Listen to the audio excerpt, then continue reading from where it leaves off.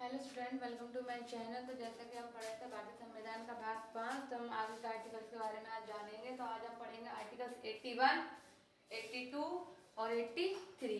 तो आर्टिकल 81 में क्या दिया है? आर्टिकल 81 में लोकसभा का संरचना दी गई है, लोकसभा की संरचना के बारे में बताया गया है। तो आर्टिकल 81 में लोकसभा की संरचना में सदस्य की संख्या कितनी होनी चाहिए, राज्यों के अधिकतम कितनी होनी चाहिए, 530, और केंद्र शासित प्रदेश की कितनी है, 20। और अभी जो बढ़ाकर कितनी कर दी गई है, 500 है। ठीक है। प्रतिनिधित्व प्रत्येक राज्य को प्रादेशिक निर्वाचन क्षेत्र में विभाजन किया जाएगा, जहां जनसंख्या और सीटों का अनुपात पूरे राज्य में समान होगा।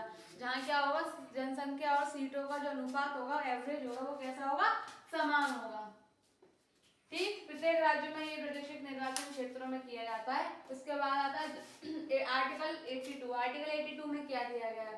प्रत्येक जनगणना के बाद पुनर्समायोजन के बारे में बताया गया है। इसमें जनगणना के बाद जो समायोजन होता है दोबारा से, उसको किस तरीके से सेटल किया जाता है। तो प्रत्येक जनगणना पूरी होने के बाद लोकसभा सीटों का पुनर्निर्धारण और निर्वाचन क्षेत्रों की सीमाओं का पुनर्गठन संसद द्वारा एक कानून के माध्यम से किया जाता है। संसद द्वारा किसके काम, एक कानून के माध्यम से किया जाता है। पुनर्गठन जो होता है, पुनर्निर्धारण बोल दो या निर्वाचन बोल दो, तो जनगणना के बाद होता है, तो किसके द्वारा किया जाता है, एक कानून के माध्यम से किया जाता है। ठीक, अब बात आती है जो लास्ट जनगणना हमारी जो हुई थी, वो हुई थी 2001 में। तो 2001 की जनगणना के आधार पर सीटों का पुनर्व्यवस्थापन किया गया है। पुनर्व्यवस्थापन किसकी गणना के द्वारा किया गया है, 2001 में जो हुई थी।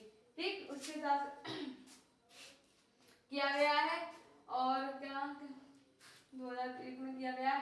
उसके बाद 2026 के बाद की पहली जनगणना तक प्रभावी रहेगा। ये कब तक प्रभावी रहेगा? 2026 की पहली जनगणना तक क्या रहेगा, ये प्रभावी रहेगा। 2001 की जनगणना के आधार पर सीटों का पुनर्व्यवस्थापन किया गया है, और जो कहाँ तक रहेगा, यह 2026 की बाद की पहली जनगणना तक प्रभावित रहेगा। आर्टिकल 83 में क्या दिया गया? आर्टिकल 83 के बारे में बात करते हैं कि आर्टिकल 83 में दिया क्या गया। तो राज्यसभा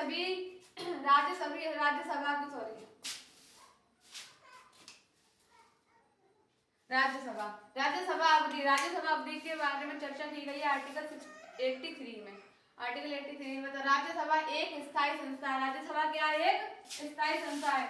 यह विघटित नहीं की जाती है, विघटित नहीं की जाती है। राज्यसभा एक कार्यकाल 5 वर्ष तक हो सकता है, 5 वर्ष का हो सकता है।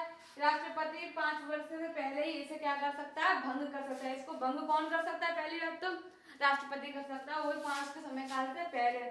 आपातकाल में क्या होता है, अगर कोई इमरजेंसी आ गई है, तो जो आपातकाल में जो है क्या करा, उसका 1 साल बढ़ाया जा सकता है। कितना साल? 1 साल बढ़ाया जा सकता है आपातकाल में। और ये आपातकाल खत्म होने के बाद ज्यादा से ज्यादा 6 महीने तक ये सभा जो टिक सकती है, उसके बाद नहीं। जब आपातकाल भी क्या हो जाता है, खत्म हो जाता है, उसके बाद ये 6 महीने से ज्यादा नहीं टिक सकती।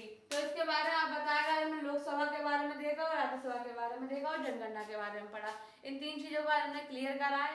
अब इसके जनगणना पे आप और लोकसभा राज्यसभा पे आप अगर पूरी वीडियो चाहते हैं तो उस पर मुझे मैसेज करिएगा, तो बताएंगे। बाकी का ये है, स्क्रीनशॉट ले लीजिए। अगर कुछ समझ में ना आए तो कमेंट कर लीजिएगा। Thank you.